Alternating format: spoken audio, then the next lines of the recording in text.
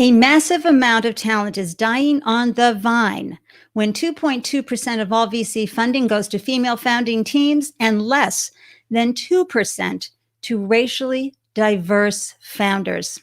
Our guest, she's changing the capital raising playing field for diverse founders with her new VC fund. Stay tuned for the Startup Life live show. Let's glow. Let's make this happen. Woo!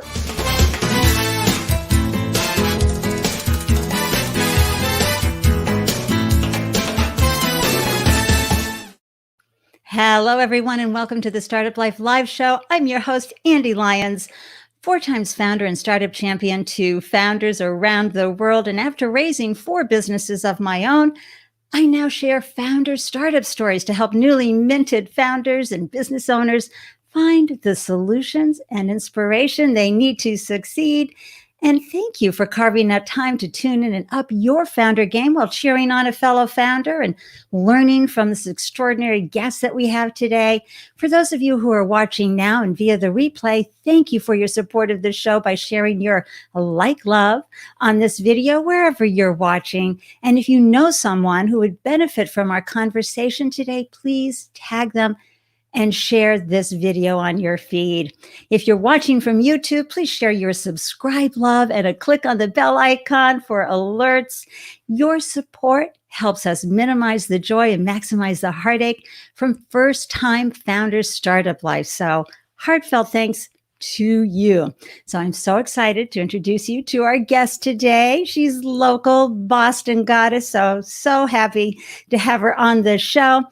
Her name is Yasmin Cruz Ferrine, and she's the general partner at Visible Hands VC, a pre-seed fund that is dedicated to diverse tech founders. Their 14-week virtual first fellowship program supports overlooked talent in building technology startups by providing company building services and investments of up to $200,000. I'm talking each founder receives meaningful funding, support with finding a co-founder, and access to an incredible network of advisors, customers, and investors.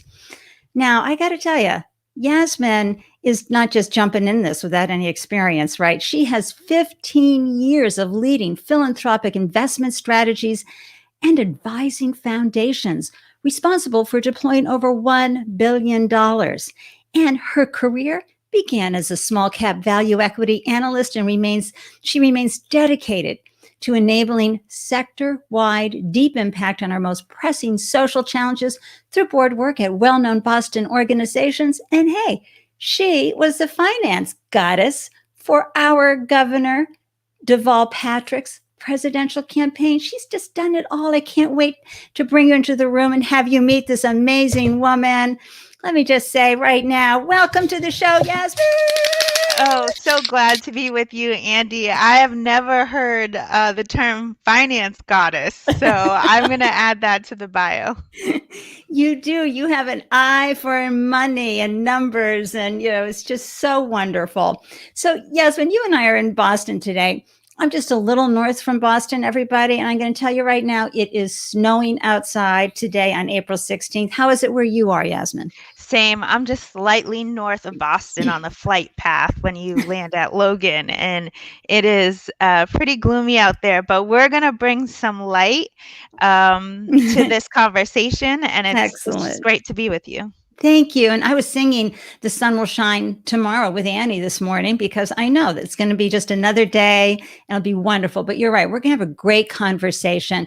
And if you're joining us live, please say hello in the comment threads. We love to say hi. And those of you who are founders, please amplify your brand. It's so important to have any opportunity to showcase what you're working on. So throw in your business name, your one-liner, and your website URL, and we'll bring it right up on the screen. And woohoo! All that you're doing during our conversation. And I'll just say a quick hello. Hey, Louise, how are you? Where are you hailing from today? Great to see you in the threads. And Heather McCormick, Rhyme, thank you. Yes, you love Boston, even though you're in Denver, but you're right. Boston goddesses rock. You're absolutely right. So, Yasmin, I just love your background. And, you have really brought so much value to everywhere you have worked. And, this shift is, I'm just so curious about it. There you were working hard on Deval Patrick's campaign as the finance goddess with an impressive career in finance and investment strategies. When an idea popped into your head? Did you have a conversation? Did you meet someone for drinks? Did a life event happen? What called you to launch Visible Hands VC and become an entrepreneur and a venture capitalist? Yeah, I have, from an investment standpoint, I've always found most passion and purpose at the earliest stage and on the equity side. So looking at companies and how they're growing, and also really interested in corporate strategy. So there's something about company building and doing it so strategically that I've always has been a thread throughout 15 years. And actually, there's a story behind making the switch from employee to an ownership mindset of my own. There is an entrepreneurship professor at Harvard Business School and a VC himself at Flybridge Capital. His name is Jeff Busgang. And similarly to how kind of on the trail, going back to my government work, a lot of women need to be asked to run multiple times. It was Jeff Busgang who said, you have a really good network, an ability to raise money. Would you want to do this for yourself? Would you want to help advise people who are deploying in organizations or foundations who are deploying capital? And I said, really, you think I should do this? And he said, absolutely. And he planted that seed. And I'm really grateful that he planted that seed, because there's a systemic issue that's really personal to me around access to capital. And that had also been a seed that, Sure. something that I've seen throughout 15 years of how either my clients or my firm was allocating capital, and just seeing that pattern recognition and wanting to do something differently, but not being in the position to. So it was the culmination of all of those things that really moved me into this role. And I have to say, for those who are still employees, if you're the person who is asked to build a plane and fly it at the same time, if you're constantly the how do we stand this up person, then you are an entrepreneur inside of organizations. And that has been the case throughout all of my roles. Whenever leadership wanted to do something really different, they would ask me to figure it out and to build stakeholder buy-in across various groups to do so. And of course, all of that is coming in handy in building my own firm. Oh, heck yes. Because that's what we have to do as founders, right? We're solutionists. So everybody said, oh, go ask Yasmin. She's a problem solver. She'll make this happen. So that, you brought all that in. And I'm sure not much has changed since I entered the world of finance back in 89. Yeah, I'm that old, after I earned my MBA. But, still, we don't see a lot of women as much, and certainly women of color, who are responsible for that level of finance deployment, really being part of the investment strategy. And certainly they're not showcased so that people can see representation, right? Mm-hmm. Yeah, that's true. I mean, I did feel like I was always in the only club, and as someone who's, biracial and a woman, I definitely felt, compounding biases for each of the intersectionalities that I mentioned. But, we throughout time, it's actually helped me think through how I want, to set the pace for the founders that we work with, and for Visible Hands, the VC firm, as a founder myself. And that has led me to prioritizing equally financial capital, social capital, and inspiration capital. Because the loneliness that you just alluded to is a part of the inspiration capital component bucket, where am I inspired to be my best self, my authentic self, to show up to work? And do I have the social emotional support that I need? And this is something founders really need, but is often so neglected, and it's what leads to burnout. So for us, we are normalizing leadership that you're able to take a lunch, and you're able to do self-care, and you're able to lean on your colleagues authentically. So I think as much as we're all obsessed with social capital and financial capital, we're also an organization that prioritizes inspiration capital. I have not heard inspiration capital before, Yasmin. Seriously, I've never heard that before. And can you just define it one more time so that we're very clear the purpose of, I mean, the other two we understand inside and out. Yeah, so that is having the social emotional support to be your most productive self. Wow. And Case Foundation is actually Steve and Jean Case. They were the pioneers of inspiration capital. So I'll give them a shout out. I love that. And it's so important. You're absolutely right. One of my favorite stories, Jasmine, is a company that had come out with a wonderful GPS tracker for runners. Only it was 2002. So Motorola and Nokia, they hadn't turned on their tracker on the phones yet. So nobody could actually use this. And these guys, worked really hard. And finally, their angel investors all said, look, go take 2 weeks off with your family. That is, inspirational capital. They sent them all off, paid for everything, because they knew that the GPS trackers were going to get turned on. They were all going to be hitting the ground running, and they needed that time away. Right. That self-care. Oh my gosh, that's like groundbreaking. And the fact that you are in the venture capital world and you're representing that.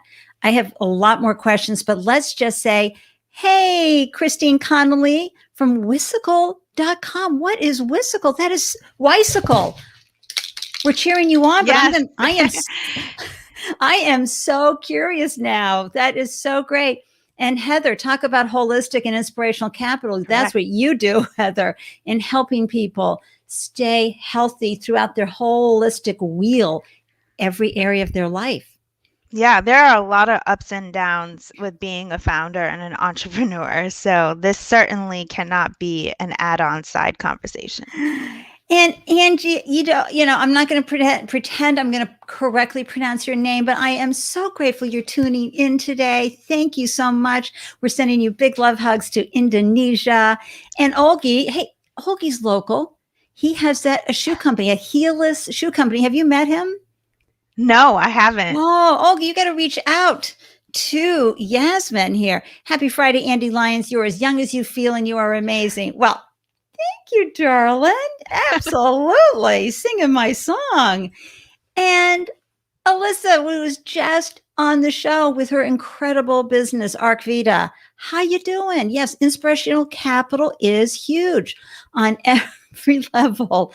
And yes, Andy Lyons, refilling this is your superpower. Oh, thank you. Thank you. And okay, here's Olgi. Yasmin, this is what founders and entrepreneurs need to hear. Oh, awesome job. Thank you. And Alyssa too.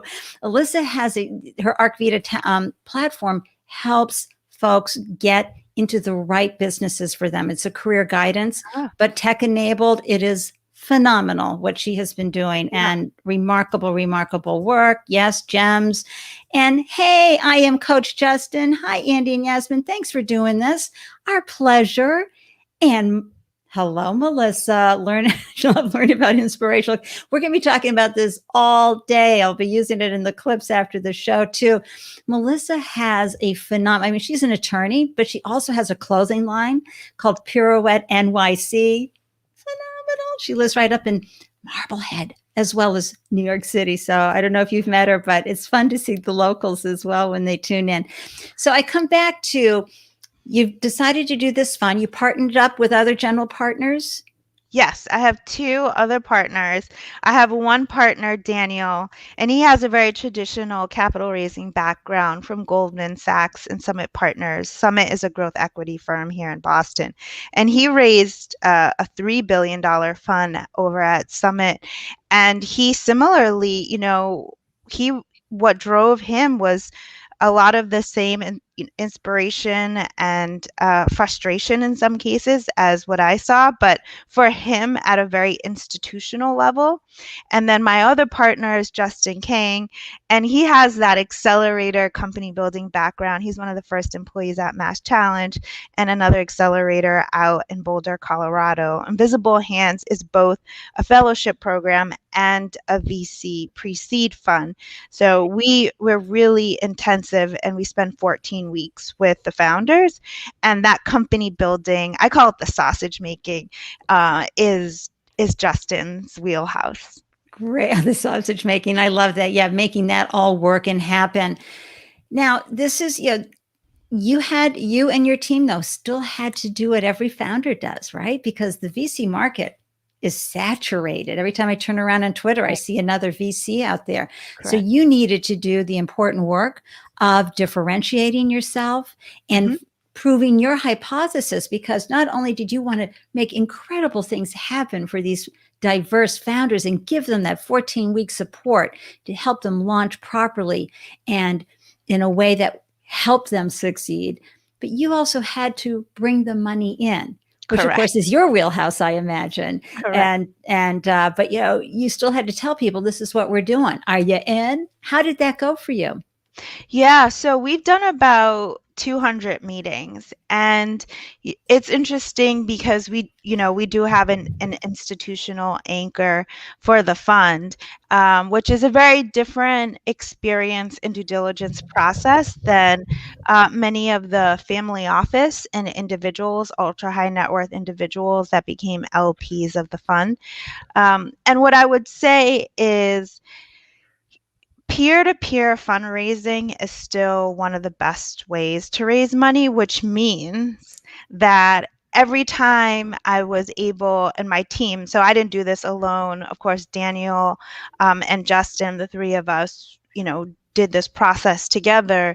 But what we found is when we could have one of our LPs be a advocate for us within their own peer group, that credibility went really far. I love that.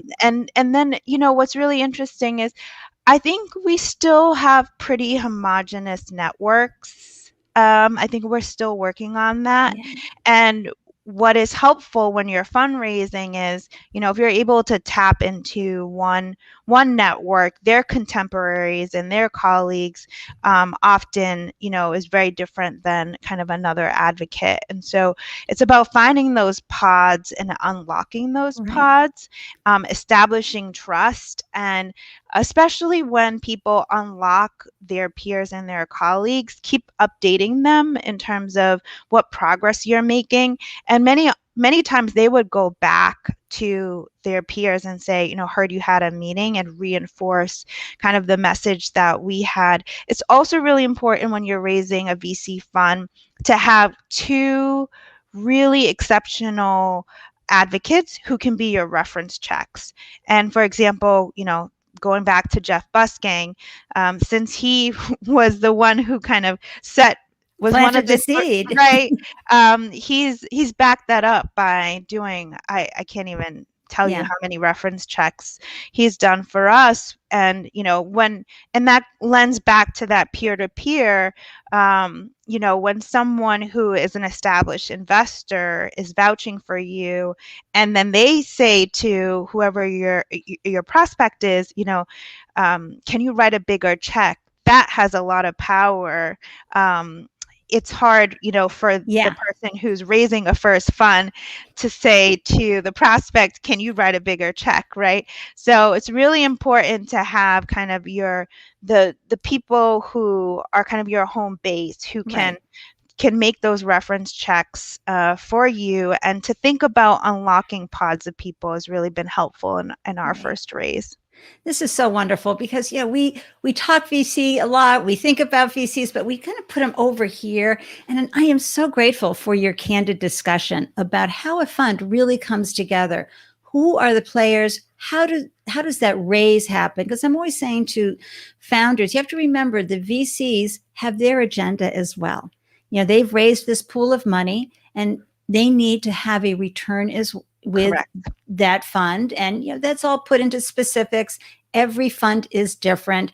When the venture capital world started, which really it pretty much started here in Boston, everybody, just so you know, it's the birthplace of venture capital. It really was more of the heavy, intense capital that one would need back in the day for the click and mortar technology companies and Correct. life sciences and et cetera. But now we've gotten a little more fluid. What compelled you and your team to provide this incredible, important phase? You just weren't about sending money into the diverse community of founders. You were like, no, we want to get them in for this 14-week to make sure we can make sure their mindset is in the right place, that we can help them with finding a co-founder, Correct. help them understand what traction looks like, and bring a wealth of knowledge to what they're doing. Why did you decide to do that?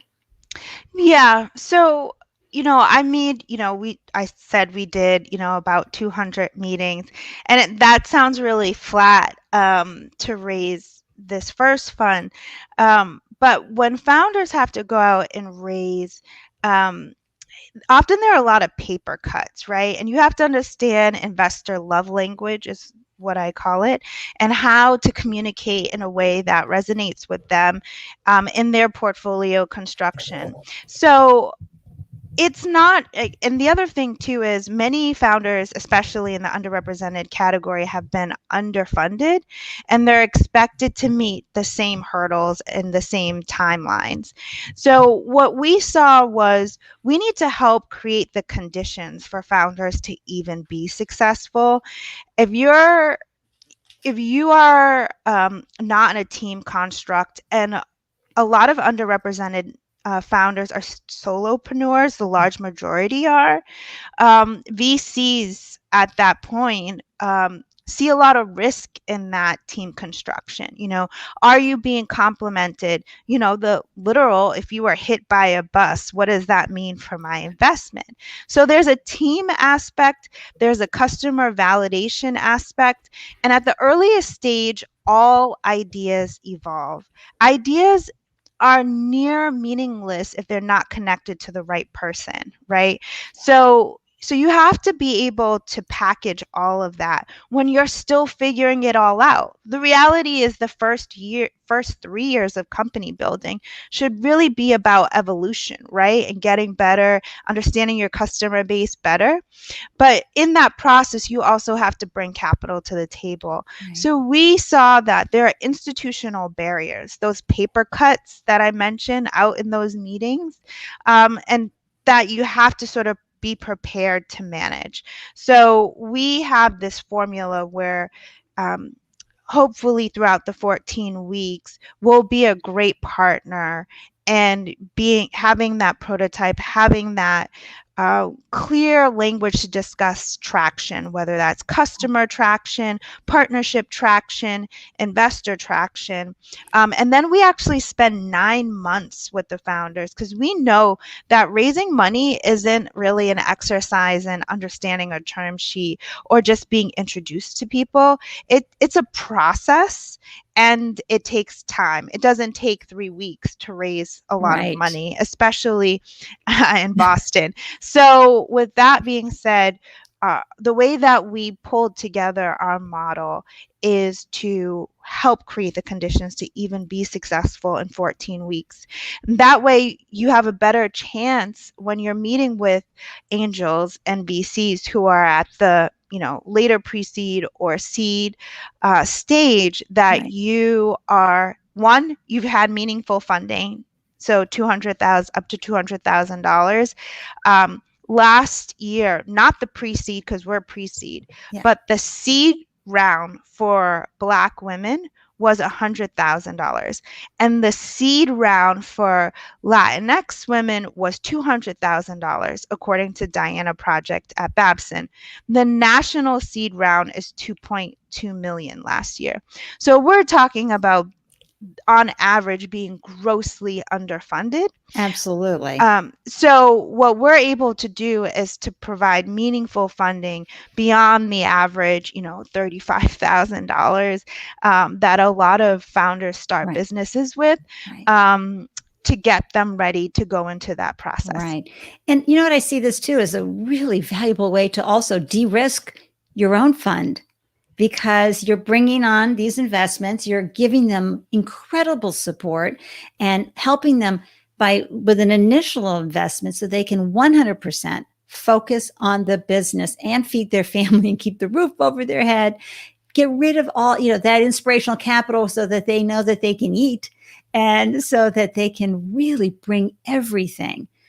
Wow. I just love this. Let me just say a quick hi again to, okay, so Alyssa, thanks for the shout out, Andy. Visit arcvita.com if you're stuck in your career transition. Seriously, no suffering. Seriously, she guarantees that, and she knows what she's talking about. And thanks, Christine, for getting back to us with Ysicle. So it's words helping youth with situational, interactive, collaborative, adaptive learning. Wowza, that's amazing. Okay, so you're a really purpose impact-driven company for sure. And everybody, Ysicles is looking for a CTO. So Ysicle, please forgive me. But we will now shout that out to the world for sure. Plus, it's in the LinkedIn thread, so a lot of folks will see it there too.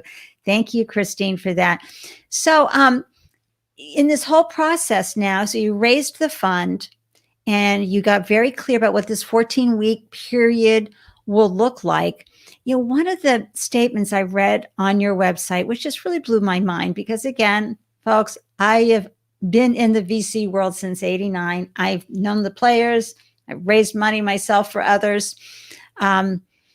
This quote that you have just blew my mind, which is, you may or may not come in with a clear picture of what you want to build, but either way, we will support you in finding and validating a business idea, then executing on it.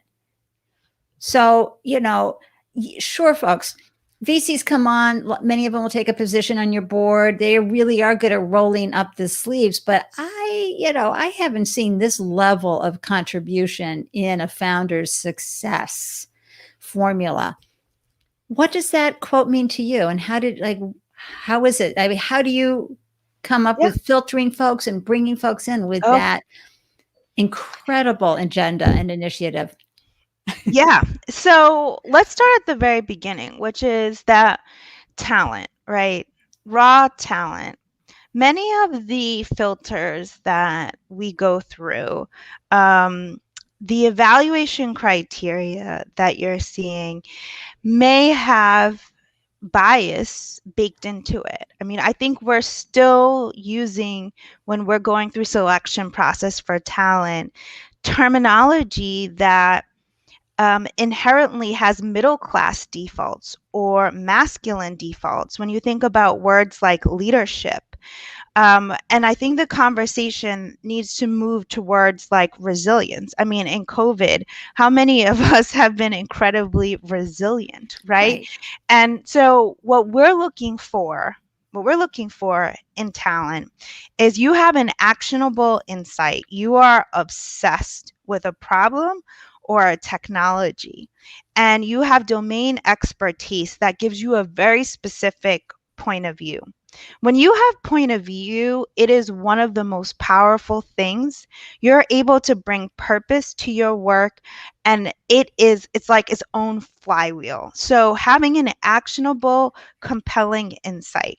That's first. Second, we're looking for what I just said, which is resilience and resource magnetism, right?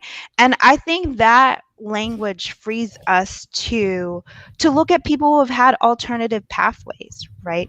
Not everyone, there certainly are data scientists, product managers, software engineers from Slack, Google, Dropbox, who may want to start their own company, but it could also be a content creator. Gen Z, they are a force to be reckoned with, and many of them are some of the most beautiful designers from a user experience perspective that I've seen. And they can also be really close to an issue.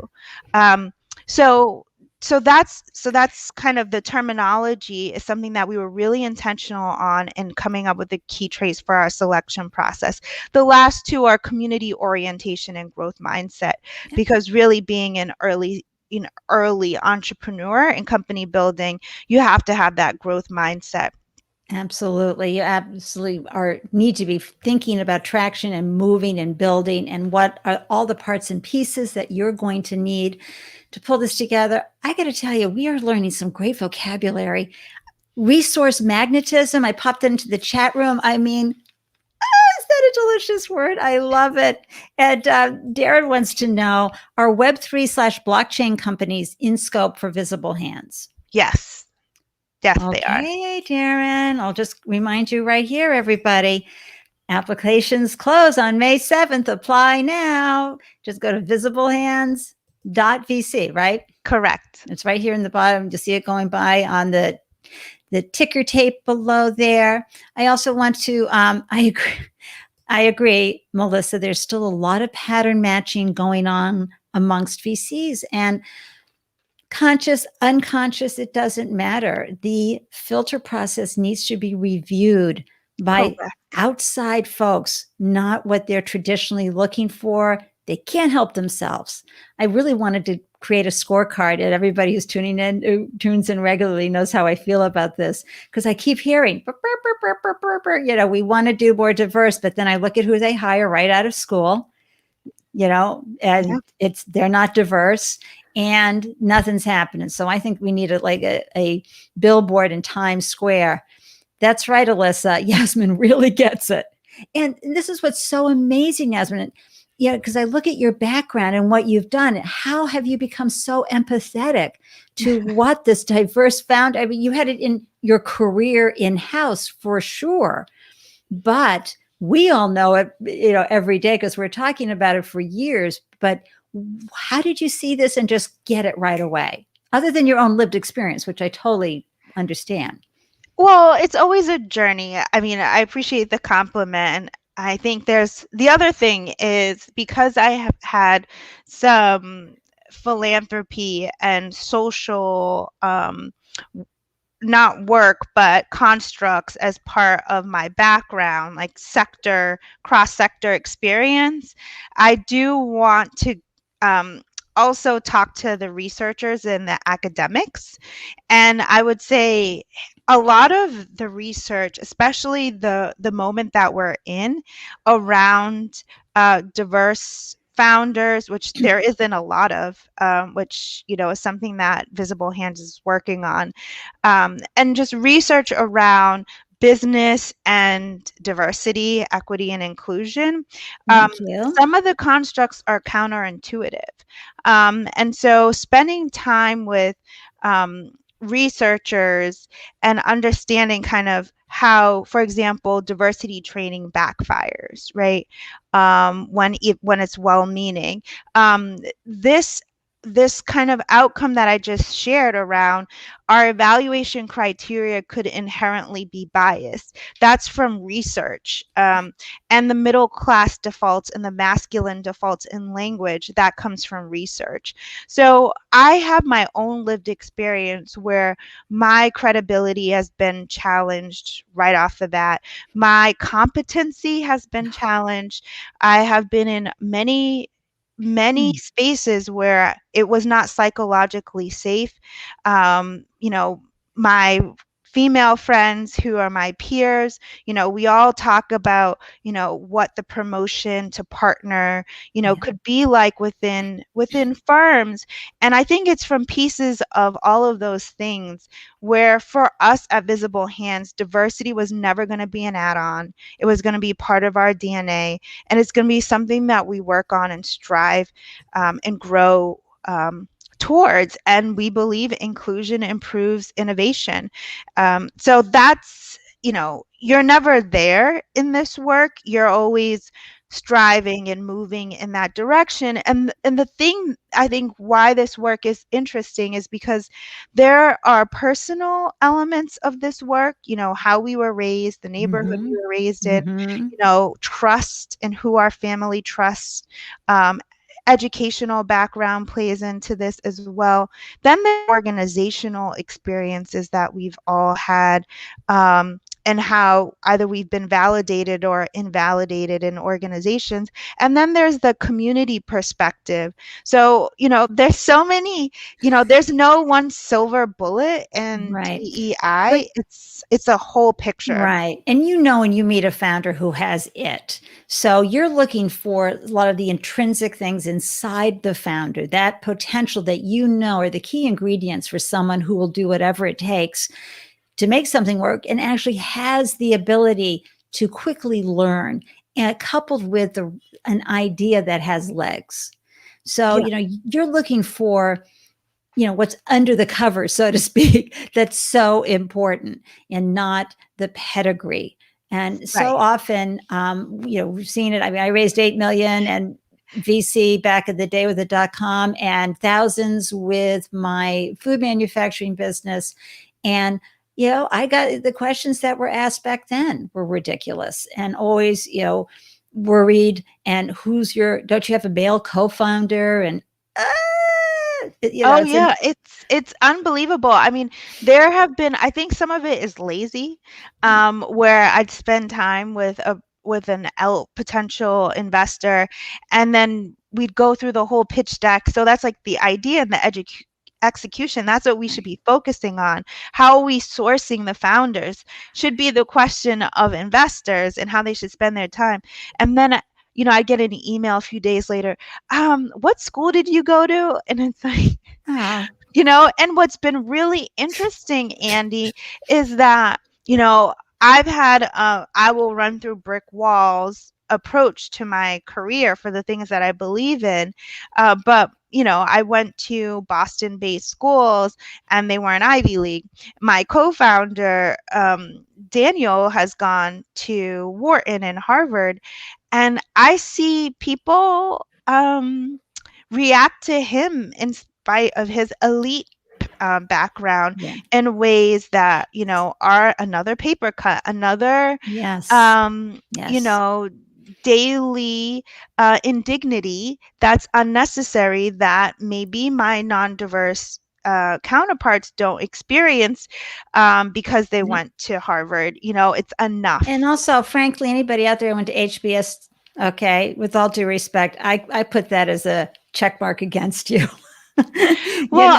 I want somebody, like the Gen Zs are thinking right now. The Gen Zs are like, where can I get my degree at the most affordable place? When we took our son, who graduated high school in 2016, when we were doing the college tours, I heard not the parents, the kids who were looking at the colleges we were looking at going, okay, so if I go to 3 years at local community school, and then I transfer here for my last year so I can, quote, have that on my resume. Okay, I see how we can play this and still not get out heavily in debt. I mean, they don't care about that label anymore. It's their parents who do. And go back to you. Yeah, no, and I would say, for example, we have an analyst program where we partner MBAs with founders to augment their research ability.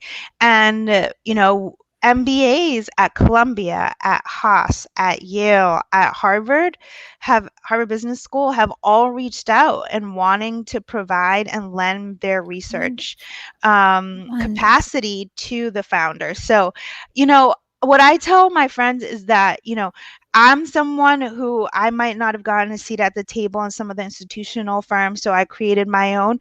But I want my peers to work there too, because later stage, they're the ones that have the really big check writing ability. That's right. So if I can help stand up a company, and then you can put in $5 million easily, then we all need to be a part of the work. And Absolutely. So similarly with the academic institutions in Boston, there's MIT has also been an incredible community for us. Yeah. They're so decentralized. And they're so generous. So I will say, there's a role for everyone, and we need people who are this empathetic in all of the seats. Right. All of the seats. And understand that it's not, and please forgive my little dig on HBS, because I love Harvard. I love the entire institution. They tend to be trained to think shareholder level and in the program versus impact, social impact, what we're doing. And that, of course, is just a generalization on my part. Well, there's some rewiring that I've seen, Ande. That I'm like, okay, let's spend some time together so that you're not asking me, because these are diverse founders or women founders, that they're more risky, and you don't see that is in your language in the questions you're asking me. But I clearly like taking on challenges. I can tell. Do you see that? And did you see how excited Yasmin got when she was talking about that program and the resource magnetism? I mean, you are so in love with what you're doing, and it comes flying out of you that I'm on the edge of my seat. And I know that viewers who are watching are at the edge of their seat, hearing how you're moving this wonderful fund forward. And this is just the beginning for Visible Hands VC, folks. It really is. So Darren's back with another question. Also, as part of the fellowship, do all of the founders need to be full-time during fellowship? Yes, given the investment level of up to $200,000, we need you to be full-time. However, if you're looking for a part-time option, Founders Institute has a great program. And back to MIT's Enterprise Forum, if you're a BIPOC, they've eliminated their fees. So feel free to get in touch with me. And in company building, you've got to find the right fit. And I believe there's room for all of us to work together. So we have relationships with Founders Institute, MIT Enterprise Forum, with Techstars. And we're happy to introduce prospects on the founder side to each other, because you've got to find the right fit. I mean, it may not be the right time to be full-time, but there are things that you can do in the meantime at MIT Enterprise Forum to help build up your, kind of like your... This 14-week is virtual though, right? I mean, they can be from anywhere. So there's so many wonderful accelerator programs, Darren. Feel free to ping me that are not fee-based, okay, and that will get you to the next level, so that something like Visible Hands is a good fit for you. But that's such a great question, Darren. Such a great question. And Christina's back with more information. Without a dream, without hope, a person has no joy. Without optimism, a person has no dream. Without perseverance, joys of a dream will never be realized. Without a dream, there is no hope. And that's what you're doing. Wow, that is a huge why. Christine, thank you for your business. Thank you. Well said. And Alyssa, who's been raising money for years, so she understands the process, and she comes from the finance world as well. Real smarty pants down there in Southern California. Yes, inclusion improves innovation because it makes solutions accessible. I love that. Something fierce. Okay, so one of your promises in this 14-week fellowship is that you're bringing in great mentors. How do you recruit these mentors? How do you find them? Is there a filter process for that? Wow. Well, I would say that recruiting mentors is something that we haven't had a lot of friction with, because so many people want to mentor this group of founders. What I have to remind people of is that we don't want founders who are over mentored and undercapitalized. So the mentorship, that giving your time and your work. Hold on. No, sorry. I have to stop. Say that one more time, please. Over mentored and undercapitalized. Okay. Here we go, everybody.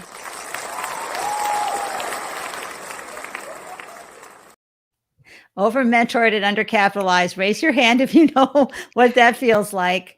That is a stitch that on a pillow moment. Sorry to interrupt you, but that was perfect. Go ahead. Yeah. So I think it is a lot of people who are, for example, CTOs of public companies who are mentors for our fellows. Their time is exceptionally rare, and I'm not trying to minimize it, but for us, I think an easy first step for someone who's had an exceptional career in technology at the top firms, saying I want to give some of my time is kind of a low-hanging fruit.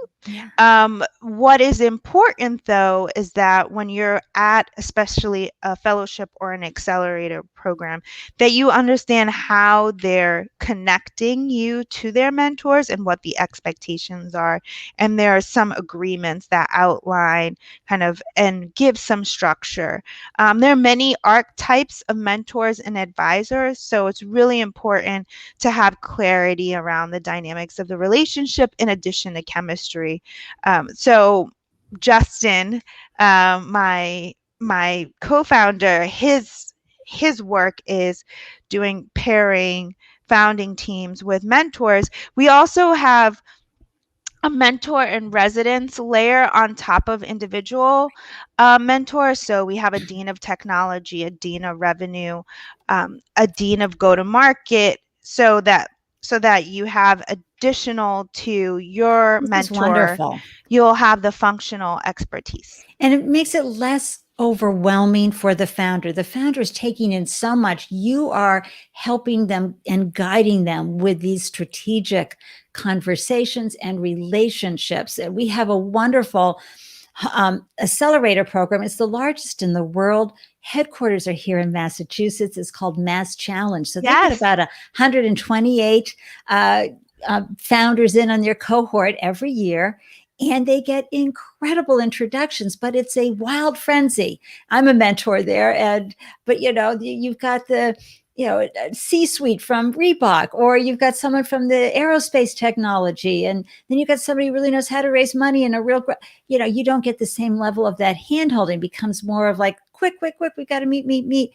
What you're doing with Visible, and listen, Best Challenge, you don't care. It's wonderful because it's free for you, the founder. But at Visible Hands VC, you're helping them understand how they can mine that relationship and really leverage it for their particular business. Yes? Correct. Yeah, that's so great. And yeah, that's why I gave it, Kristen's commenting, over-mentored and undercapitalized. Kirsten, I had to do Stitch on a Pillow for that because that's so powerful. We know all about it. Kirsten's business is this incredible sensor temperature device, Internet of Things device called Blue Maestro. And she and her co-founder have been working very hard on this for about 4 or 5 years. In fact, they even moved from the UK, uprooted their family, and moved to Houston to, give their business a better chance of. I think she sounds like an IoT goddess. Yes, an IoT goddess, Kirsten. Yes, that's perfect for you. I love that. Oh my gosh. So we have learned so much about Visible Hands VC. We know that you're in the process right now with applications. So talk a little bit about the application process for folks who are seeing this for the first time. What do they need to know? Yeah, so it's geographically diverse. It's virtual, so you can be from any part of the country. We do not offer sponsorship in the US, but if you're willing to be incorporated in the US, you're eligible. You have to be underrepresented in tech. We're prioritizing investment. So that could be gender diversity or racial diversity. We're building tech and tech-enabled companies that are sector agnostic. Where we have some limitations as investors and partners is hard material science and things that take more than 14 weeks to validate. We wouldn't be the right partner for. But that's pretty much the eligibility requirements to apply. That. Yeah, if you're developing a Fages, which is going to be the next, super antidote for wild viruses that come our way, this is not the fit for you because you're going to have to do a lot of life science. CRISPR technology can't help you there. But we are pretty much sector agnostic on the other side. And it's 14 weeks and the program launches in September. There is a priority deadline for today, but we're open for another 3 weeks until May 7th. And you can apply by going to visiblehands.vc. Here we go. Right there, folks. Visiblehands.vc. It's in Yasmin's ticker tape as well. How many are you going to have in your first fellowship? Yeah, 30 to 40 will be in the first fellowship. And again, we do that annually. Sorry, Andy. No, I love this Something Fierce because, folks, the best thing for you to do is to be in a fellowship with other diverse founders. They are walking the path that you are walking. So rather than turning to your family members who are all like this, watching you like a train wreck, you're with other founders, you're with mentors who understand what you're going through, so that when you do go home, you don't have to talk about it and scare your family even more. Yeah, no, I say that we're like an HBCU and Wellesley College accelerator in one, I love that. I love that, something fierce. Okay, so when did you leave the guaranteed paycheck? How long have you been at this with Visible VC and pulling all of this together? Yeah, you can ask my husband that. He knows how long it's been since I was a part of that employment style. Yeah, so we launched. So the ID then, and I ask that because as a founder, you don't have the safety net. You are in it to win it, and you are going to have some. Even you're raising this kind of funds, you're going to have some investors that you think are in. You're like, yes, they're in for 5 mil or 1 mil, whatever that check size is. And all of a sudden they go, never mind. And now you're like, oh my gosh, how can we help these people without that money? So you're going through that founder journey struggle. Oh, yeah. And so I'm going to say, so that's my leading question. How long have you been at this, and how have you figured out how to reset your mind and bring yourself back when you're on the edge? Because folks, it's not if you have founder doubt, it's when you have founder doubt. Well, I can say at the end of every day, doing this work is so important, and the need for it is it's clearly there. We have our own product market fit, but the ideation really began in the end of 2019 on the model, the financial social and inspiration capital model, and what type of support we were going to provide, whether we were going to be a studio, which is on one end of the spectrum and company building, or if we were going to be a fellowship, or we were just going to have check writing ability. But starting in COVID, March is when my two co-founders and May respectively stopped working for their respective firms, and one was at school, so graduated in May, and then I joined shortly after, and we were in full swing fundraising by the summertime. Wow. Awesome. Congratulations. And so that's the beauty. You hear it thrown around all the time, founders. Oh, you got to have a strong why. You got to be committed to your why. This is why. It's your purpose for this business that allows you to get up after a really tough day, after a really tough week, after a really tough month, when that roller coaster ride has really taken a toll. When you step back and go, okay, why am I doing this? Oh, yeah. You are tapping into and building while you're going through it that level of resilience, persistence, tenacity that you did not have when you started. And it gets stronger and stronger and stronger. But that's why you can't be in it for just the money. You got to be in it for that why. And so thank you for sharing that, Yasmin. What other experiences have you had since you launched the fund that made you say, wow, this entrepreneurship journey is really changing me in really good ways? I'm feeling a little shift here personally. I'm feeling a little shift here professionally. Share with us. Well, I mean, as you know, I'm expecting, so I could feel the shift I feel the most is shifting towards motherhood for the first time. So giving birth to an entity and a human at the same time. You'll feel a lot of shifts, and in at the physical level, emotional level, psychological level.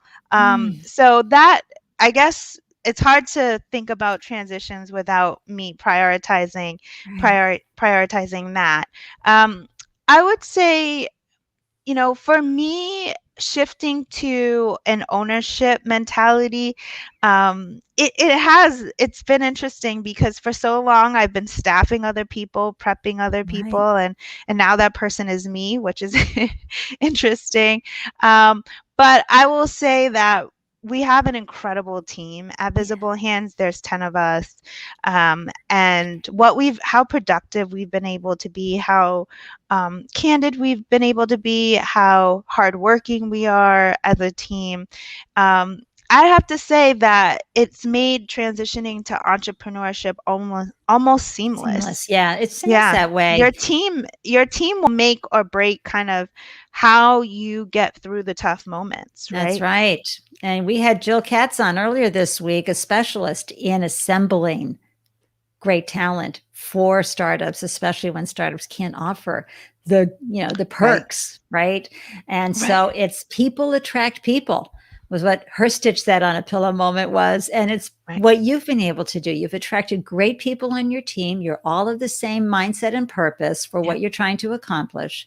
Your why is driving the effort, and you're seeing results. This is so exciting. And I am just so blown away that you all, the team at Visible Hands, came together with this concept, and you are implementing it yourselves and making it happen. I just love that, something fierce. And honestly, to be birthing an entity and birthing a baby at the same time, women, you know what Yasmin's going through. If you have any tips, put it in the chat. I had already birthed, but I was nursing a 6-month-old and chasing a 3-year-old when we launched our .com. And I got to tell you, you learn how to delegate with purpose as well. So I appreciate that tip. Yeah, no, it's just a privilege to do this work. The why is the founders, or are the founders. And it's almost, it's so humbling to be in this seat. I hope most people who wear that venture capital label, that the thing that they feel connected to the most is the ability to empower dreams. And it's just a phenomenal privilege to meet someone who is themselves giving birth to an idea and a company, and to have an ability to see that, and to be able to help them put that into the world is just a very special privilege. So that's how I feel on a daily basis, even when it's hard. I love that, something fierce. And you have enlightened us with some incredible new vocabulary words, and investor love language. Love that. And inspirational capital, 100%. And resource magnetism. I'm always talking about resourcefulness. No, it's now resource magnetism is how I'm rolling, because it is another key ingredient and indicator of a founder's success, that ability to find and connect dots and leverage resources around you and have people want to come to you and be part of your dream. Yeah. And it's talent, ability to attract talent, ability to attract investment, ability to attract partners, ability to attract customers. I mean, there's build community through your abilities. I love that, something fierce. So I'm going to throw this up again, everybody. Visible Hands. Applications close on May 7th. Apply now. You can go follow them everywhere they glow. This is the real deal. They believe inclusion improves innovation. It's a 14-week full-time fellowship program that supports underrepresented talent in building technology startups by providing company building services and investments of up to $200,000. So this is making my heart sing, something fierce. This show is all about representation and showing the audience, our first-time founders, that we have really strong female and BIPOC and LGBTQ founders who are really making it happen. And I am so grateful you came on the show. I can't wait to meet you in person. Yes. These connections have been happening during COVID. I just want to come over there and give you a big hug. But we're going to get there on the other side, especially when your baby's arrived and everybody is safe. But thank you so much, Yasmin. I'm going to pop you into the green room. Any last thoughts for our audience before I do that? Apply. Just apply. There we go. And thank you, Ande. It's been incredible to spend this afternoon hour with you. So thank you for having me. Thank you for joining me. Oh, gosh, folks. Do you not love Yasmin, and love her passion about what she's doing. Did you see how she just got all like, and then, and just is just woo. She is a founder who is changing founders' lives and the capital raise process for so many folks. I'm just over the moon. Let me tell you who's coming up next Tuesday. We have Davina Kanohi. All right, Andy, come on. And she's the founder of Element Apothec. And let me tell you, she is a seasoned entrepreneur, and her newest business, Element Apothec, is a CBD wellness product. And she is going to share everything she knows about building a consumer product in a very busy and very crowded field. You all know there's a ton of that CBD wellness going on, but she has figured it out. And we're going deep on cost of goods sold and manufacturing, co-packing, distributor, all those pesky details that come when you're launching a consumer product. So I'm so excited to have her on the show. And I know you will love meeting her and learning from her. So before I sign off, I just want to remind you, it's Winnie the Pooh time. Promise me you'll always remember you're braver than you believe, stronger than you seem.